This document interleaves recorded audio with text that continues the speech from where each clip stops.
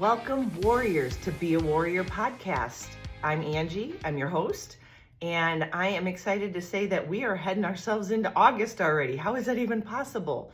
For us in Arizona, that means that we are getting just that much closer to cooler weather, which is an amazing thing. I cannot wait to start wearing sweatshirts again. But I have to say, it has been a pretty mild summer, so I can't really knock it. All right, we're going to jump right in. This week, I have something very special that I want to talk to you about, and that is my questions to you. I have a couple questions to ask. And first off, I want you to think about the people around you, the people in your life, or the people that maybe you see on social media. Do you know someone who always seems to be in a positive light or has a positive spin on their life despite the circumstances they're going through, which might put somebody else in a complete tailspin? Or do you ever notice someone that even though they're really, really struggling, finds the energy to push on, to smile through it, and even to ask others how they're doing? What about you? Where are you at in your journey? If you're an amputee, are you struggling, and do you see others just soaring and doing great things as amputees? Well, I'm here to tell you a little bit. Like I said, this is my personal journey, and it's time for you to hear how I feel I have found success. Because quite frankly, becoming an amputee when I first decided, I thought was going to be so life-altering, but in a negative way, that it was going to be hard to do anything. And I wasn't sure, to be honest. But I thought I would take you through what I call my secret sauce. And this is really important because if you are struggling right now in any way, shape, or form, doesn't have to be an amputation, but let's say you are struggling with something and you really mentally and emotionally are struggling with it. You've tried everything. You don't understand why other people are doing really well, or appear to be doing really well. And I do say, with a grain of salt, be careful with what you see on social media, because we all know that people post their best days, and that everybody, despite their secret sauce, has bad days. Even me. And I sometimes tell you about them. Sometimes I just don't feel like even getting on because it's emotional. But I'm going to tell you right now a little bit about my journey and a story that changed everything once I elected to have an amputation. So let's rewind back to, real quick, 2013. So if you don't know my story, it was literally going into a pre-test for my second-degree black belt in taekwondo when I was sparring someone and just popped my MCL. So the medial ligament, one that normally I say, gets healed through physical therapy. And I did that route, and it actually made it worse. And let's fast forward 5 years, 10 surgeries, 10 different surgeons, and 5 years straight of PT, really without stop, except for an occasional getaway here or there for a week. But literally 5 years of PT while I homeschooled my 2 boys. So it was quite an adventure. But what ended up happening was the straw that broke the camel's back, so we say, was when my PT told me it was time to just take a break. We had all exhausted everything. He saw that I was just burnt out from trying everything under the sun. And when I say that, most of the doctors I started seeing said, I've never seen anybody try all the different things you've tried, and we still can't figure out what's going on. That's how bad it got. But we decided to take a trip overseas, and it was just great. I couldn't wait. We were going to Paris, could not wait, keeping in mind that I wasn't walking well, so I brought crutches. But darn it, I'm going to walk Paris, because that's what you do when you go into the big city. And walking and getting downstairs to get to their L's and everything like that was absolutely insane. And I just remember one morning, right at the beginning of the week, deciding to let the boys all sleep in, and I was going to take a stroll down to the local bakery and have a cappuccino, sit outside, enjoy the beautiful weather, and then bring back some bakery goods for the family. And in that time, I felt like I pulled a calf muscle. Long story short, spent the whole week in Paris, came back, had a really weird delay of flights, so we ended up having not to go. We went a different route and had to go into New York. But from New York to Phoenix, I was sick as a dog on the plane. I have never been sick on a plane before. So this was weird. I mean, like sick, like running to the bathroom sick. And got home. We got home on like a Thursday, and Friday and Sunday night, we had concert tickets to go to the Elevate concert at Grand Canyon University to listen to Christian artists. And it was, I thought, there'll be a couple hours. I'd never been to one. No, they went like for 4 or 5 hours. So standing up and jumping around and everything. You might know where this is going, but Monday morning comes. My boys went off on a mission trip for church. And I went to see my pain management doctor for something other than what I was thinking. And he literally looked at me and said, I'm not touching you right now. You're going straight to the ER.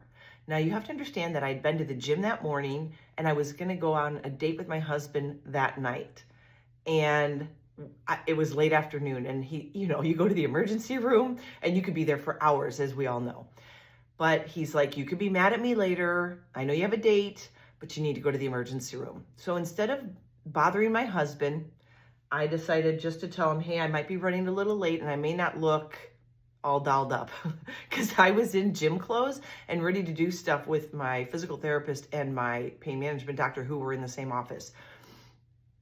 Sure enough, went to the ER and they did an ultrasound, and what I thought was a pulled muscle was actually a blood clot. And that blood clot went from being in my calf on my bad leg all the way up behind my knee and was lodged in there. And that was the moment that reality struck me very hard. And the reality was, you have done 10 surgeries. You've tried everything from Eastern medicine to Western medicine to dry needling and acupuncture to, essential oils to colloidal silver sprays to everything you can imagine in between, plus surgeries, different types of surgeries, and thousands of hours of PT. This was it. I was done. So needless to say, I got discharged from ER knowing that, and went straight to meet my husband the way I looked and the emotional state I was in. And he was already seated with a couple glasses of wine. And I remember just looking at him and I said, sorry, I was late. I was in the ER. And of course, what a husband would say, why were you in the ER and why didn't you tell me? I'm like, well, I didn't want to bother you for something I thought was nothing. And I said, but I have a blood clot. And I'm now on medicine to dissolve that so that I do not have it dislodge and go up into my lungs and kill me. So now you can imagine the thoughts going through my head was, I'm on a plane internationally with my family, and the worst case scenario could have been that blood clot dislodging right there on the plane and killing me. And that was enough to make me just literally break down in public in a restaurant with my husband. And I finally just looked at him with tears in my eyes and said, I'm done. This was the moment that one doctor told us about, that you'll know when you're ready for amputation. Now, keep in mind, I couldn't even say the amputation word. It was the A word because it was so surreal and scary sounding. The word itself doesn't scare me anymore, but I do remember very much visualizing what amputation was, and that scared the crap out of me. And that's a decision you don't take lightly. It's not a surgery you heal from. It is your missing part is going to be missing forever. The one thing that you've always had all your life is gone. The thing you were born with, gone. And the body part that carried you through years of school and sports and life, gone.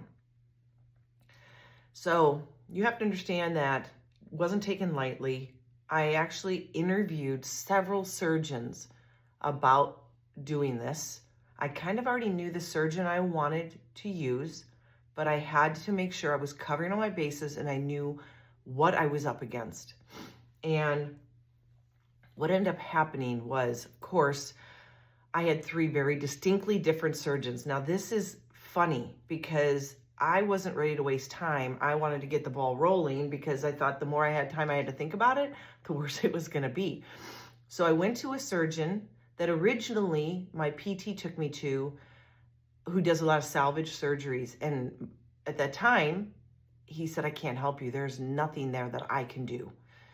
And so I decided to go back to him because he worked with oncology patients and he had done a lot of amputations because of that. And I asked him what he thought, and he said, now I can help you. And I said, okay, I just want to let you know, I'm just going to interview a few other surgeons. He goes, you let me know if I'm the guy, and let's get you scheduled. And I said, okay. And it reassured me that it was probably the right thing to do after the blood clot. So then I went on to another surgeon who referred me to someone in his practice because of what I was asking about. But it was a surgeon that had done a knee revision for me and that I really respected. And I went in to see his colleague, and his colleague came in, looked me up and down and said, I'm not doing amputation. You'll never walk again. You're better off the way you are. And I said, okay. And he said, but I'm sure you'll prove me wrong. And he walked out the door.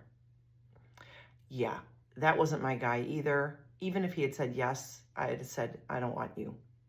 I have a right to better care and better positivity than that. Third surgeon, someone I had never been to or their office.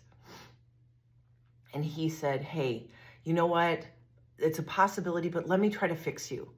And I was like, dude, I've been through this for 5 years.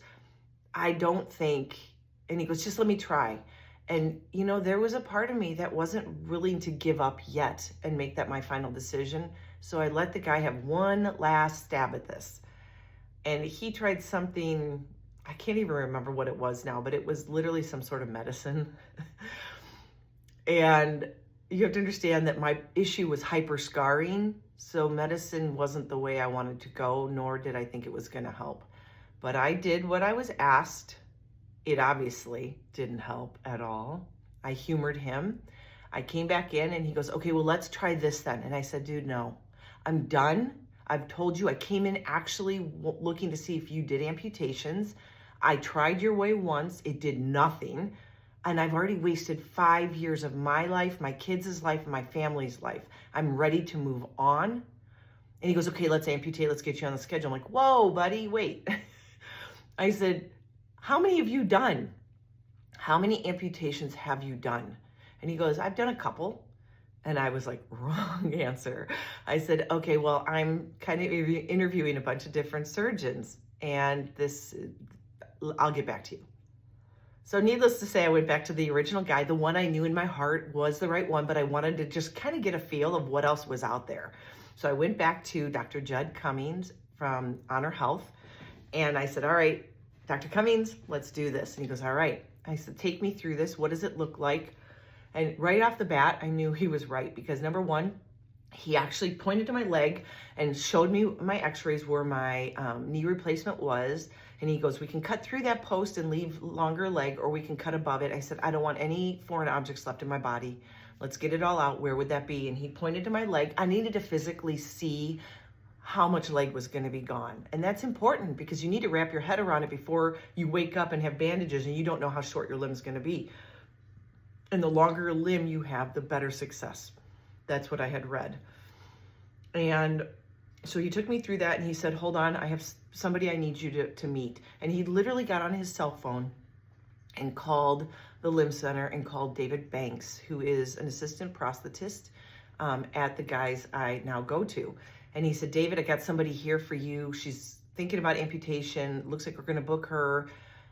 I want to be able to give her your number. I want her to come in and see you guys. And he goes, great. And literally right there in office with him, he set me up with the prosthetist so I can see what this all looked like and answer any crazy questions because David himself is an above knee amputee. And so right there, even the care and the consideration for my emotional state was intact because of this doctor taking the time out right then and there. Not saying I'm going to call someone and I'll get back to you, or I'll give them your number and they can call you. Like, I knew the guy's number, the name, and I was in the conversation right there. So that was all reassuring. So I got to his scheduler and we scheduled it for December 19, 2018. This was in September. Now, if you don't know your math, September, October, November, December, I had 4 months to think about what I was doing. If anybody out there knows what I'm talking about, when you want to pull the trigger on something big, you just want it to be done. You don't want 4 months to think about it. Those 4 months were so hard. So I was still going to pain management because I was in a lot of pain. When you are hyper scarring and your knee is about this big and you can't even see a kneecap, you actually, every movement tears a little bit of scar tissue.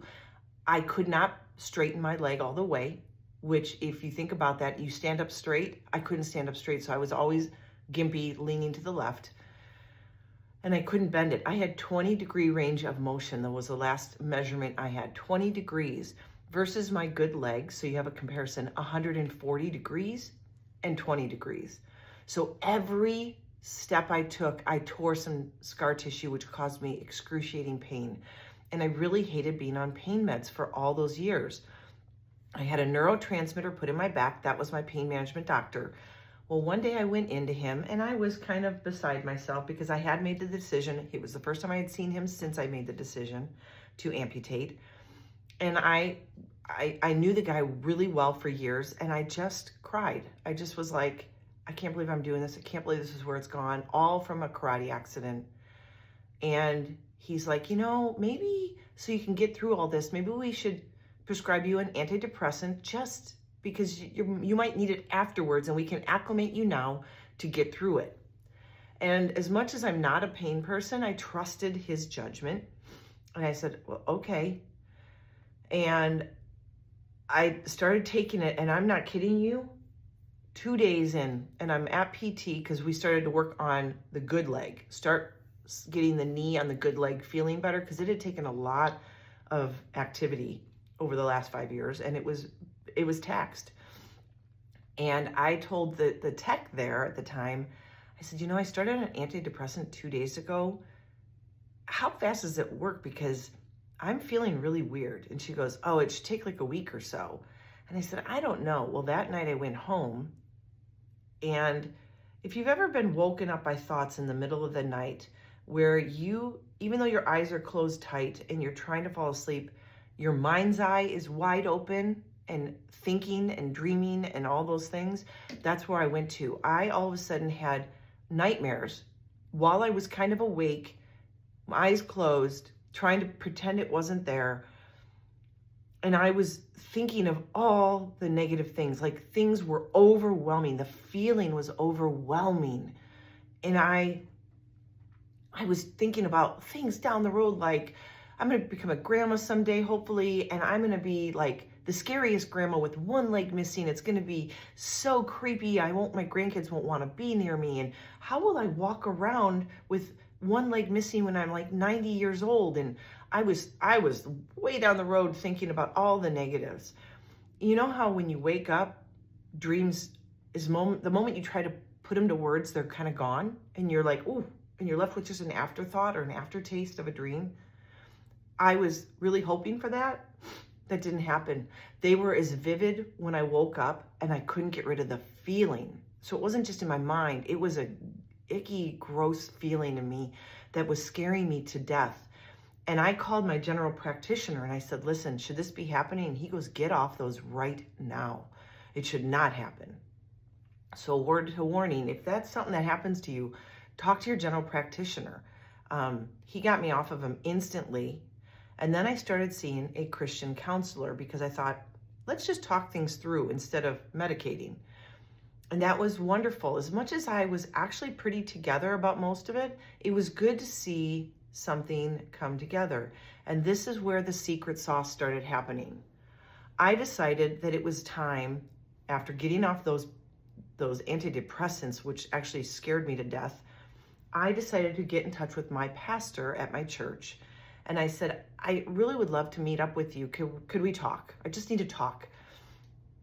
And he said, yeah, let's do this. Let's get at the church coffee shop and let's just sit down and have coffee. And we get together, and both of us, I'm like, I'm not even sure what I wanted to talk to you about. And he goes, neither did I. So I thought, let's just meet. And what ended up happening was I told him a little bit about what I was going through. And then I was just kind of bored with that conversation, maybe scared and tired of talking about it. And I just said, so how are you doing? How's the church? How is your position in the church doing? He's a young guy, probably a little younger than me. Yeah, okay, he's younger than me. But I had actually met him at my PT's office. He was getting rehab for his shoulder, and that's how we actually met. So we were friends before he was my pastor. And we just sat and talked for like an hour. Nothing really substantial about my situation, or he didn't give me words of wisdom. He did get me a book that helped me through different emotions, and it was different verses in the Bible that helped me or would help me as I came across fear, anxiety, frustration, the unknown, things like that. And it would point to different verses that actually address that, so I could find a biblical context for what I was going through. And interestingly enough, we said goodbye. I said, thanks for your time. And I went out to the parking lot, got to my car, and I sat there for a moment. And this is the secret sauce, guys. In that moment, and I haven't really told that many people about this, close people, relatives I've talked to, but you guys, this might be a first. I got out to my car. I sat there for a moment. Christian music came on. And all of a sudden, it was like I got a tap on the shoulder from God himself, and he said, this was my plan all along. Just trust in me. And I'll tell you what, that was life-changing, because at that moment, I texted my pastor and I said, I understand now. I don't know what it is, but I understand. And all the fears I had been feeling, you guys, all the fears, it was like God put a veil over my emotion, the negative emotions, and he never let me feel them again.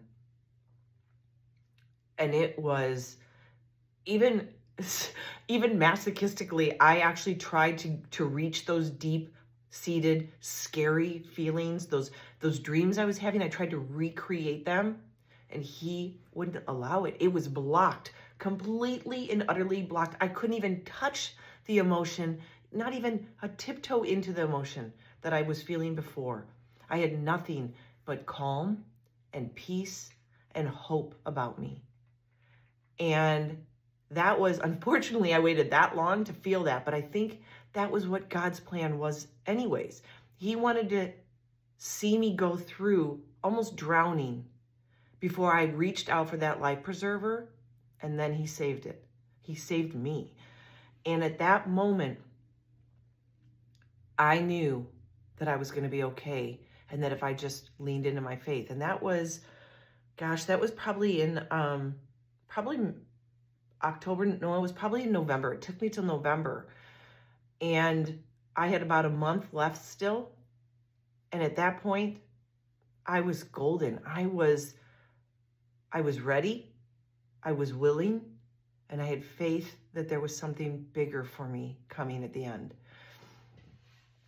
And I tell you this because for those of you that have tried everything on your own, you can't figure out why some people, or you can't figure out why I do what I do, how 5.5 years of podcasting for just a small group of you, why it's kept me going, what's kept me going, what has put a smile on my face. And quite frankly, I think I'm a pretty well-adjusted and happy person, and I would do it all over again. This was my secret sauce, is the fact that I fully and wholeheartedly trusted God to save me, because I believed that his plan was much greater than what I had on track for myself. And even though it was life-altering and all those things that you hear about, I had so much faith that I wasn't afraid anymore. And I was ready to let go and let God do his thing and use me in life for, even if it's one person. If it changes one of you, it gives hope to one of you, it builds faith in one of you, or it brings you closer to God in just one of you, then I have done what he's asked. And I'm going to tell you, some of the funniest moments were the morning of my surgery was right around Christmas. So we had been watching all these Christmas movies. And I just remember quoting, I had to jump on the scale the morning of my surgery. And I got off the scale, of course, not happy about my weight because I had gained so much weight in 5 years of doing absolutely nothing. And I just looked at my husband before we went to the hospital. I said that I was quoting from Jim Carrey's Grinch, the night Grinch Who Stole Christmas, and you're down a size and a half. I'm going to keep it off this time, kind of a thing. And I said, you know what? I can't wait to weigh myself after because it's going to be the quickest weight loss ever. And he's like, are you okay? And I'm like, I am feeling great about this. And I think it was frightening for him to see it, but I probably reassured him that everything was going to be okay. And then I had the surgery. And of course, my biggest thing was I was worried. I hear a lot of people wake up from surgery and have a freak out because, I mean, who wouldn't? Your limb is gone. So I was preparing my heart and my mind for missing that part physically, looking down and being gone, no foot anymore. And sure enough, God covered me there too, because my kids came in. My kids have seen me go through every surgery, and I struggled. I usually struggled with nausea, and I struggled to wake up from anesthesia. I really did, to the point where sometimes it was frightening, even for my husband, to see me not wake up after a few hours and really struggle. And this time I woke up and my kids came in. I looked at them and I'm like, hey, how you guys doing? Like literally like that. And they're like, they looked at each other like, are you okay? And I'm like, I've never been better. Like God covered me on my wake up. I wasn't nauseous at all. And I looked down and my leg was not there. I got crutches. And that afternoon, that evening, I think it was, I got up and I crutched around the hospital. He had covered everything for me because I gave up control. I let go and I let God do what he was meant to do. And that made all the difference in the world. And sure enough, the humor continued because I had a hospitalist come in and they have to do the whole, how you doing? I just come in, I check on things, make sure you're, and she goes, have you noticed any recent weight loss changes? And I pulled back the sheet and my leg's missing. I'm like, well, actually, yeah, like 15 pounds really quick. And she's like, oh my God. She was mortified. And I just started laughing. And she goes, she had to laugh, but she's like, I'm so sorry. I'm like, please don't be sorry. That was the funniest thing I've ever heard. So the thought was, I use humor a lot to get through things. I have boys. I mean, the first leg I brought home, they put a lampshade on it when I walked away and came back, and there they were with a lampshade with a leg. And yes, with the Christmas theme, we had, the leg lamp. And so that is what started it all. And I have my faith to believe in and my faith to lean in the hard times. Has it been an easy route? No. Amputation is not easy. The amputation part, I got through pretty unscathed because I let go of control and I allowed God to do what he was meant to do in my life. But 3 years of change and different sockets and not fitting right and pains and phantom pains and sensations that you've never felt in your life, those all were there for me. But I had my faith, and my faith drove me through that to greater things. I kept pushing and leaning into all those things that built me up. It was character building, but it was also faith building. And there were times where, I was knocked down and I had to look up and look for God in that moment. And what are you teaching me here? That is the secret sauce, at least for me. And if you are really struggling right now, I ask you and I implore you to try leaning into some faith. Maybe you're not a believer, and that's on you. That's okay. That's where you're at right now. But I'm telling you from my perspective, that's what helped me. And I believe that is what has allowed me to feel success as an amputee. Has it been perfect? No, but I wasn't expecting perfect. I was expecting my trials to help others through this podcast, through my women's chat groups, through my posts. I was hoping that showing you what I can do would allow you to see what you could do. But so many of you want to know, how do people do that? I'm in so much pain. I'm so depressed. I'm so emotional. I can't get past myself. Then you need to let go. If you are willing to try, that would be my call to action this week. If you are willing to let go and let your faith build and lean into that, or find out who Christ is and who God is, then this is your moment to try something new. If you're sick of being on pain meds to make you feel better, then lean into God. Try that, because you know what? Nothing bad will come of that. Medicine over time is going to start to destroy your insides. It's not going to be good for you, and you're going to become immune to it, so that they keep having to up your medication. And I was tired of taking medication. For 5 years, I was on medication to deal with all the pain I was going through. And through amputation, I literally, about 2 weeks after amputation, I think I was off everything. And even with this revision surgery, less than 2 weeks after amputation, I was off everything. I do not want to be on medication. I want to put my faith in the strength of God's good graces and lean into that and allow Him to heal me. And He heals from the inside out. So we first work on our heart, we work on our emotions, we work on our mental state. And then on the physical state, it all clicks. When we're tied up inside, when we're stressed out, when we're fearful, I have noticed that when I allow those emotions come back, yes, I'm a Christian, I'm not perfect. Therefore, I lean away from God, and then I have to lean into Him. But when I lean away and I try to do everything under my own control, I realize that I am feeling more phantom pains, and I struggle. I struggle within my relationships with my family. I struggle at home. I struggle with my emotional state. I struggle physically. But when I let it go and I say, okay, show me what you need of me right now, and I surrender that, then I end up succeeding and finding happiness and joy that nothing else can replace. So if you are at wit's end, I tell you, reach out to me. Ask me questions. I would love to help you or guide you. If you are interested in this, find a local church or someone that you know is a believer. If you are a believer, but you have given that up and thought, well, my surgery has nothing to do with that, you're wrong. Because that is part of your journey that God has taken you on. He has chosen that path for you. For what reason?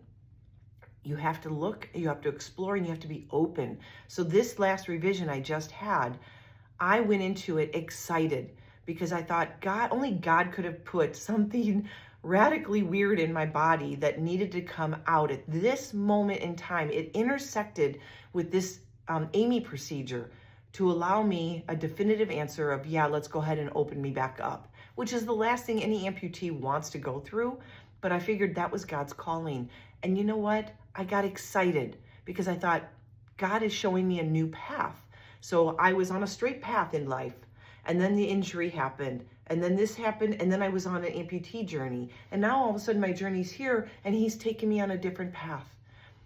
And I get excited because I wonder who will come into my life, what changes will happen for me, who can I connect with and help. And to me, that is exciting, to know you are a tool for God here on earth, for Christ to do some good work and be the hands and feet of Christ.